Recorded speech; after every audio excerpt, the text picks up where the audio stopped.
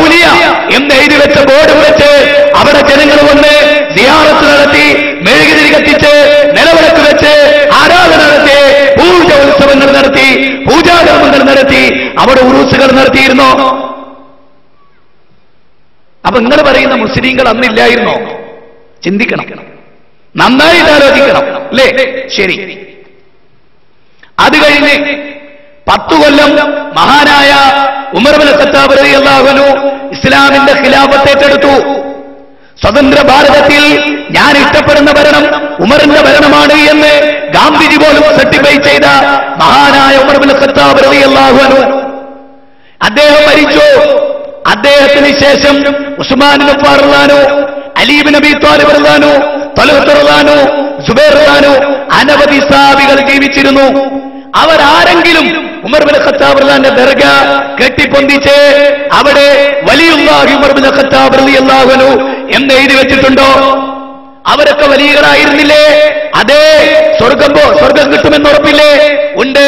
അബൂബക്കർ ജന്ന, ഉമർ ബിൽ ജന്ന, ഉസ്മാൻ ബിൽ ജന്ന, അലിയും ബിൽ ജന്ന, തൽഹത്തും ബിൽ ജന്ന, സുബൈർ ബിൽ ജന്ന എന്ന് എണ്ണി പ്രവാചകൻ പറഞ്ഞ ഈ സഹാബികളാരെങ്കിലും വലിയുല്ലാഹി എന്ന് സ്വീകരിച്ചിരുന്നോ? ഇല്ല. കാരണം പുറത്തൊരു സർട്ടിഫിക്കറ്റ് അവർക്ക് ആവശ്യമല്ല. അള്ളയാണ് അവരെ വലിയ എന്ന് പറയുന്നത്. അള്ളാന്റെ കോടതിയിലാണ് അവർ വലിയാകുന്നത്. പടച്ചോനാണ് അവരെ തൃപ്തിപ്പെടുന്നത്. അല്ലാതെ പടപ്പുകളുടെ സർട്ടിഫിക്കറ്റ് അവർക്ക് ആവശ്യമില്ല. ഓച്ചിറ എന്ന് പറയുന്ന ഒരു സ്ഥലമുണ്ട്, പിന്നെ കരുനാഗപ്പള്ളിക്കടുത്ത് കൊല്ലം ജില്ലയിലെ ഓച്ചിറ എന്ന് പറയും. ഈ ഓച്ചിറ ക്ഷേത്രത്തിന്റെ മുമ്പിൽ ഉടുതുണിയില്ലാതെ ചേലാകർമ്മം പോലും ചെയ്യാത്ത ഏതോ ഒരു മനുഷ്യൻ, വൃത്തികെട്ട നിസ്കാരവും നോമ്പും ഒന്നില്ലാത്തൊരു മനുഷ്യൻ, അയാൾ അവിടെ ഇങ്ങനെ ഉടുതുണിയില്ലാതെ ജീവിച്ചിരുന്നു. പിന്നെ അയാൾ മരിച്ചു. മരിച്ചപ്പോൾ അയാൾ ആരും തിരിഞ്ഞു നോക്കിയില്ല. പക്ഷേ മയ്യത്ത് വിറ്റ് പൈസ ഉണ്ടാക്കുന്ന ആളുകൾ വേഗം ചെന്നു. അവരുടനെ അയാളെടുത്തു, മയ്യത്ത് കൊണ്ടുവന്ന് സംസ്കരിച്ച് അവിടെ ഇപ്പോൾ പുഷ്പാർച്ചന നടക്കുകയാണ്, നേർച്ച നടക്കുകയാണ്, ഉത്സവങ്ങൾ നടക്കുകയാണ്. ഈ കാര്യം ഗൗരവമായി നാം മനസ്സിലാക്കേണ്ടതുണ്ട്. നാം ശരിക്കും മനസ്സിലാക്കേണ്ടതുണ്ട്. ഓരോ സ്ഥലത്തും ഇത് നടന്നുകൊണ്ടിരിക്കുകയാണ്. എന്താണ് ഇവര് പറയുന്ന ഔലിയാക്കളുടെ കറാമത്ത്? വളരെ മോശമായിട്ടാണ് ഇവരെ പ്രചരിപ്പിക്കുന്നത്. മുജാഹിദികളല്ല. നിങ്ങൾ നോക്കൂ, ഒരു കറാമത്ത് ഇവര് പ്രചരിപ്പിക്കുന്ന ഒരു വലിയ കറാമത്ത്, വേങ്ങര കോയപ്പാപ്പ നമ എന്ന് പറഞ്ഞാൽ നവ്വറല്ലാഹു മർക്കദ എന്നാണ്. കോയപ്പാപ്പ എന്ന ഒരു നല്ല പേരെങ്കിലും ഔലിയാക്കൾ കിട്ടൂടെ? കോയപ്പാപ്പ, അന്ത്രുപ്പാപ്പ, എന്തിനെങ്ങനെ കുറെ പാപ്പ? നല്ല പേര്. ആനപ്പാപ്പാൻ എന്താ പതിവ്? ഒരു നല്ല പേര്. അബ്ദുറഹ്മാൻ, അബ്ദുർ റസാഖ്, അബൂബക്കർ, ഉമർ, അങ്ങനെ ഒരു ഔലിയുണ്ട് അവരെ കൂട്ടത്തിൽ. കോയപ്പാപ്പ, അന്ത്രുപ്പാപ്പ, ഔലിയപ്പാപ്പ, അങ്ങനെ കുറെ പാപ്പമാർ, കോയാക്ക, ഇതൊക്കെയാണ് ഇവരെ ഔലിയ. നിങ്ങൾ നോക്കൂ, സുന്നത്ത് മാസിക 1995 ജനുവരി 16 പേജ് 16 സുന്നത്ത് മാസിക കോയാക്കയുടെ ചരിത്രം പറയാൻ. ഇതിന്റെ 17ാമത്തെ പേജ് ഇവര് പറയുന്ന കോയാക്കാന്റെ കറാമത്ത്. ഇതാണ് കള്ളക്കറാമത്തുകളാണ് വിശദീകരിക്കുന്നത്. അതാണ് മുജാഹിദുകൾ എതിർക്കുന്നത്. ഇല്ലാത്ത ഔലിയാക്കളെ പരിഹസിക്കുന്ന, ഔലിയാക്കളെ അപഹസിക്കുന്ന കള്ളക്കറാമത്താണ് ഇവിടെ ഈ വിഭാഗം ആളുകൾ പ്രചരിപ്പിച്ചുകൊണ്ടിരിക്കുന്നത്. അതിലൊന്ന് കേട്ടോളൂ, സുന്നത്ത് മാസിക. ഇതറിയാത്തവരില്ല, സുന്നത്ത് മാസിക അറിയാത്തവരില്ല. കടുത്ത വരൾച്ച, എവിടെയും വെള്ളത്തിന് ക്ഷാമം.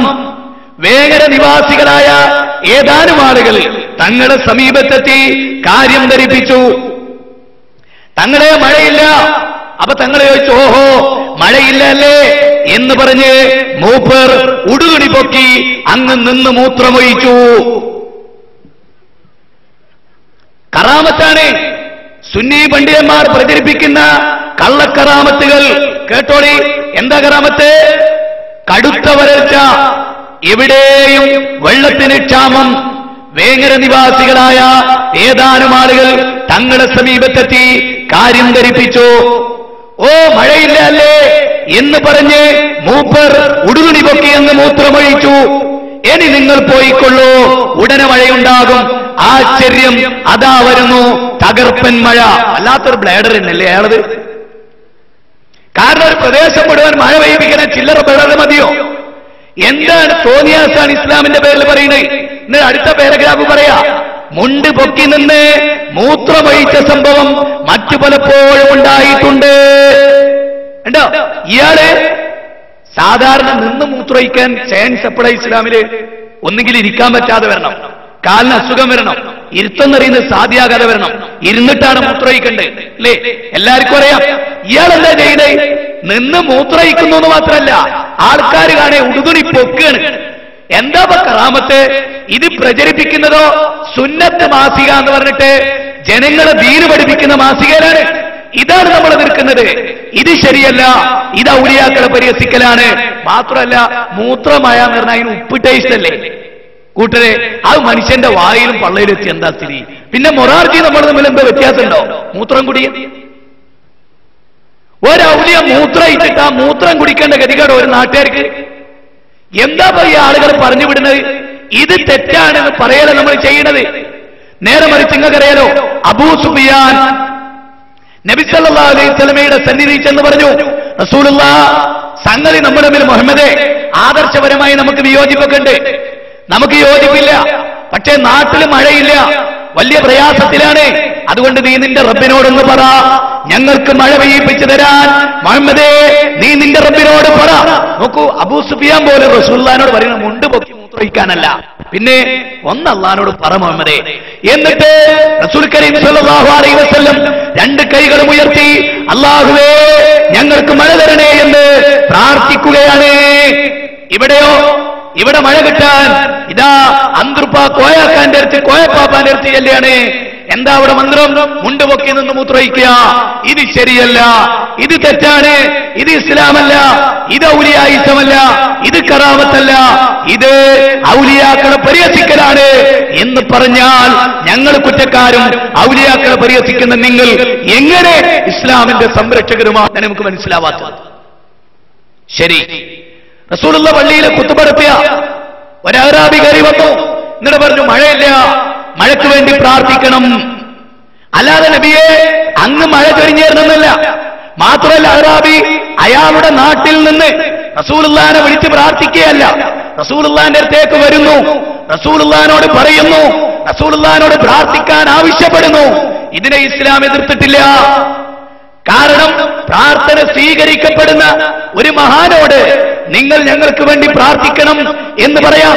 സാന്ദർഭികമായി ഞാൻ പറയട്ടെ, നമ്മുടെ അബൂച്ച വളരെ സജീവമായി ഇസ്ലാഹി പ്രസ്ഥാനത്തിൽ പ്രവർത്തിച്ച ഒരു വ്യക്തി. അദ്ദേഹം ഇന്ന് യൂണിറ്റി ഹോസ്പിറ്റലിൽ കിഡ്നിക്ക് കംപ്ലൈന്റ് ആയോടെ അഡ്മിറ്റിലാണ്. ഞാനിന്ന് അദ്ദേഹത്തെ പോയി കാണുകയുണ്ടായി. ഒരുപാട് ആയത്തുകളും ഹദീസുകളും പറഞ്ഞു ഞാൻ അദ്ദേഹത്തെ സമാധാനിപ്പിച്ചു. പൂർവാവസ്ഥയിലേക്ക് തിരിച്ചു വരാൻ, ആരോഗ്യം നിലനിൽക്കാൻ, ഇസ്ലാമിനെ സേവിക്കാൻ, തൗഹീദ് പ്രബോധനത്തിൽ പങ്കാളിയാവാൻ സർവാധിനാഥനായ റബ്ബ് അദ്ദേഹത്തിന് തൗഫീഖ് ചെയ്യട്ടെ എന്ന് നമുക്ക് പ്രാർത്ഥിക്കാം. നമ്മോടൊപ്പം പ്രവർത്തിച്ച പലരും ഇന്നലകളിൽ നമ്മോട് മരിച്ചു പിരിഞ്ഞു. അവർക്കൊക്കെ അല്ലാഹു മഅഫിറത്തും മർഹമത്തും നൽകി അനുഗ്രഹിക്കുകയും രോഗം കൊണ്ട് വലയുന്നവർക്ക് അല്ലാഹു ശിഫ നൽകുകയും ചെയ്യുമാറാകട്ടെ എന്ന് നമുക്ക് പ്രാർത്ഥിക്കാം. ഇസ്ലാമിന് വേണ്ടി ജീവിക്കാൻ, ഇസ്ലാമിന് വേണ്ടി മരിക്കാൻ, ഇസ്ലാമിന് വേണ്ടി പ്രവർത്തിക്കാൻ, ഇസ്ലാമിന്റെ വാഹകനാവാൻ, അല്ലാഹുവിനെ തൃപ്തിപ്പെട്ട അടിമകളാവാൻ സർവാധിനാഥൻ നമുക്ക് അനുഗ്രഹം പ്രദാനം ചെയ്യുമാറാകട്ടെ എന്ന് ഞാൻ പ്രാർത്ഥിക്കുന്നു. അതുകൊണ്ട് അത്തരം ആളുകൾക്ക് വേണ്ടി നമ്മൾ പ്രാർത്ഥിക്കുക. അല്ലാഹു അദ്ദേഹത്തിന് വളരെ എളുപ്പത്തിൽ അദ്ദേഹത്തിന്റെ രോഗം ശിഫയാക്കി നൽകുകയും അദ്ദേഹത്തിന് പൂർണ്ണാരോഗ്യം നൽകുകയും തിരിച്ചു വരാൻ, തിരിച്ചു പ്രവർത്തിക്കാൻ അല്ലാഹു അദ്ദേഹത്തിന് സൗഭാഗ്യം നൽകുകയും അദ്ദേഹത്തിന്റെ മനസ്സിന് അല്ലാഹു സൗഖ്യം പ്രദാനം ചെയ്യുകയും അദ്ദേഹത്തെ ആശ്വസിപ്പിക്കാൻ അവിടെ ചെല്ലുന്നവർക്ക് അല്ലാഹു തൗഫീഖും പ്രദാനം ചെയ്യട്ടെ എന്ന് ഞാൻ പ്രാർത്ഥിക്കുന്നു. സാന്ദർഭികമായി